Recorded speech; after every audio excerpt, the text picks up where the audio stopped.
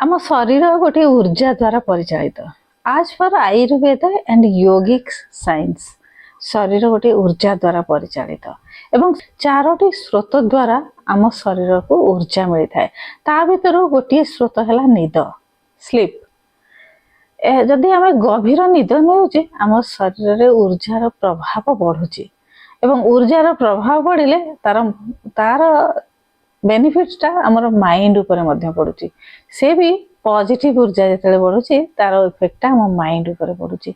तेणु ए निद गोटे एमती जिनस आमको हिल मध्य करे एवं माइंड को पॉजिटिव मध्य करे एवं दिनटी को भल भाव में बिताई थाए एवं आम रिलैक्स एंड कूल माइंड मन शांत हुए रिलैक्स अनुभव हुए एवं सकाळु तर ताजा अनुभव हुए। जो मानक भल भाव निद आसुना से भल भाव अनुभव करते निद नहेले विभिन्न प्रकार समस्या सृष्टि होची केवल शरीर नुह मानसिक स्थिति खराब होची मानसिक स्वास्थ्य खराब रोचे।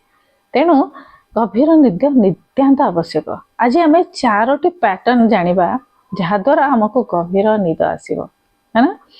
सोइबा पूर्व डिनर करिबा परे एही चारोटी पैटर्न को जदि फॉलो करछंती शांत मन गभीर निद आसीबो एवं बहुत सरल उपाय रे आराम रेस्ट मिलिबो रिलैक्स मिलिबो। कौन सी मेडिसिन रा प्रयोजन हेबो नाही। मु Sushma Pal spiritual teacher yoga and meditation teacher art of living teacher Sudarshan Kriya teacher जे माने चैनल ले नुआ अछंदी सब्सक्राइब कर देबे अधिक रु अधिक वीडियो को शेयर करेंगे निजे यार बेनिफिट्स पाइबे एवं अन्य मानक मध्य ए बेनिफिट्स पहुँचवा पाई देबे। जो माने मो सहित ध्यान करिया पाई चाहूचंती से माने मे 16 रो ध्यान पाई बी रेडी। तो आमे करिवा मे 16 रो इवनिंग रो ध्यान 10 दिन रो ध्यान फ्री मेडिटेशन करिवा। दे कमेंट बॉक्स रे जय जगन्नाथ लिखिबे जगन्नाथ हमर सब किछि। तो प्रथम पैटर्न हला शतपावली योगिक शास्त्र योगिक साइंस हिसाब रे जदि डिनर करिबा परे शतपावली आमे वाक करूछंती पैटर्न को फॉलो करूछंती ताहले हमर गभीर निद आसीबो गोटे रिलैक्स अनुभव हबो हां शांत मन हेबो। शतपावली माने होची शत मीन्स 100 पावली means step 100 step 100 step slow walk निजर घर भितर हो बालकनी रे हो किंबा रोड ऊपर हो बहुत स्लो वाक हेबो। एही वाक टी वाकिंग टाइप रो वाक हेबो नाही। डिनर कर सारिया परे गणी गणी 100 टी स्टेप वाक करिवे मन रिलैक्स रहिबो। से समय रे ना मोबाइल यूज करिवे ना मन को अधिका चिंताग्रस्त करिवे सब चिंता छाड़ी दई धीरे धीरे 100 टाइम्स स्लो वाक करिवे तो गोटे गभीर निद आसीबो। यह फल कौन हुए ना डिनर टी सहज हजम हो मसल्स गुड़िक जो एक्टिवेट हो जाती वर्क करती कंजम्पशन बढ़ी चले तेणु आमको डायबिटीज हबार गभीर आसो विभिन्न प्रकार प्रोब्लेम जो मान गोड़ बिंधा हो शरीर में पेन होची से शोवा समय हेबना। शतपावली को फॉलो करेंगे। एबे जानिबा सेकेंड स्टेप डिनर कर सारिबा परे गोटे जगार सोफा उपरे हो चेयर उपरे हो आराम से बसी जिवे गोड़ दुईटी तले रखिए एवं पाद तले गोटे वार्म वाटर गोटे बकेट रे किंबा टब रे भरिकी रखिए बा सिंपली पाद दुईटी को बुड़े रखिए से टब रे वार्म वाटर रे ना अधिका गरम थिबो ना पूरा ठंडा थिबो गुनगुना पानी रे पाद दुईटी को बुड़े रखिए एवं स्पाइन को सीधा कर से समय बसिबे किछि भल बही से समय पढ़े स्पिरिचुअल बुक है स्टोरी बुक जहाँ द्वारा आम बहुत किसी स्टोरी रो आम शिखती शुणती मनटी शांत हो जाए पॉजिटिव मेमोरी आम माइंड रे स्टोर हो चले से प्रकार बही को फॉलो करेंगे। मोटिवेशन बुक पढ़े स्टोरी बुक पढ़े एवं स्पिरिचुअल बुक पढ़े से समय रे तो से कौन हम ना आम शरीर में जहाँ भी हिट थी से बालांस धीरे धीरे सेटल डाउन हम शरीर टी कूल ठंडा हेबार लागिबो। दिनर जेते भी एक्टिविटीज परे हम शरीर टी थकान अनुभव करिथाए हीट जहाँ भी प्रोड्यूस होइथाए हम शरीर से धीरे धीरे सेटल डाउन हबो कूल डाउन हबो शरीर मन मध्य शांत हबो तेणु हमको भल निद आसीबो। आमे बेड रे पड़ी आउ कड़ ओल्टेवा पड़ो ना। एबे आसीबा थर्ड स्टेप। थर्ड स्टेप रे हमें कौन करबा, हमर श्वासर पैटर्न को चेक करबा। बाम नासिकार श्वास रिप्रेजेंट करे चंद्र नाड़ी को। बाम नासिकार जितेबाला निश्वास भल भाव प्रभावित हुए से आमको निद भल आसे, कहीं ना बाम नासिका चंद्र नाड़ी द्वारा संतुलित एवं हमर डाहाण नासिका राइट नोस्ट्रल सूर्य नाड़ी द्वारा प्रभावित।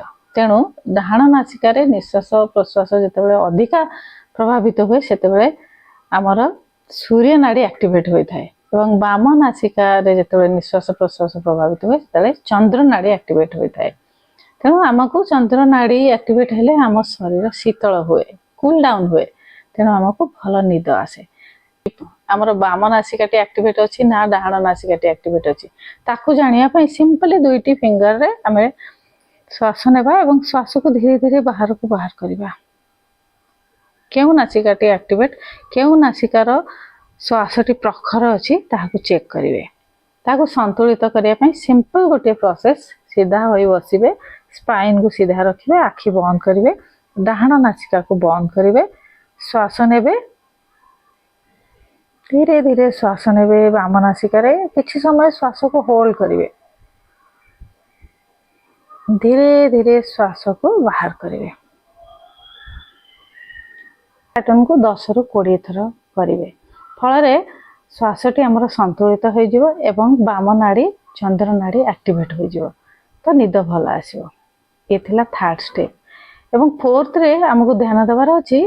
फोर्थ स्टेप, सोइबा पूर्वरु मोबाइल बेसी समय यूज करिवे नाही, टीवी अधिक समय देखिवे नाही एवं बेडरूम को डार्क रखिवे।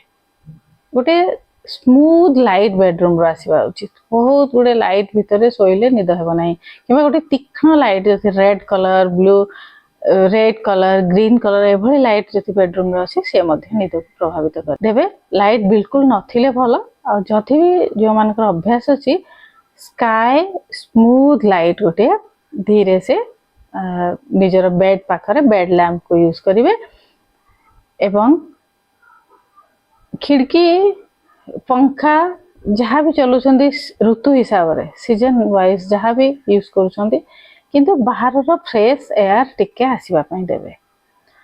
ता सहित आमे बेडरूम रे किछि प्लांट रखिबा, जे प्लांट गुडी को द्वारा ऑक्सीजन रो प्रभाव बढ़ी थाए।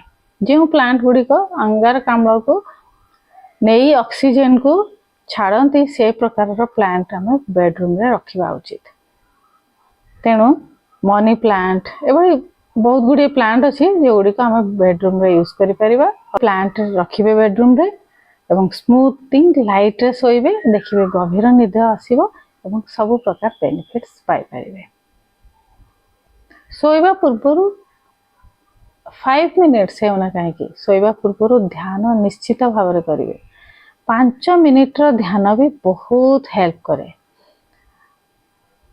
मन केवल शरीर को कूल डाउन करे नहीं, मन को पॉजिटिव रे भरी दिए। मन को पॉजिटिव रखिबा बहुत जरूरी, शांत रखिबा बहुत जरूरी। तेणु ध्यान करी सोइले आमे परमात्मा सहित जोड़ी परिबा, जर आत्मा सहित निज को जोड़ी परिबा, माइंड को पॉजिटिव करि परिबा। फल हमर पॉजिटिव एनर्जी मध्य शरीर रे बढ़ी रहिबो एवं सकाळ जेतेले आमे गोटे पॉजिटिव माइंड नै उठंती सेतेबेले दिनटी भल भाव रे बीते। विभिन्न प्रकार रोग व्याधि समस्या रो आमे मुक्त होई परिबा। तुम एठी एंड करूची।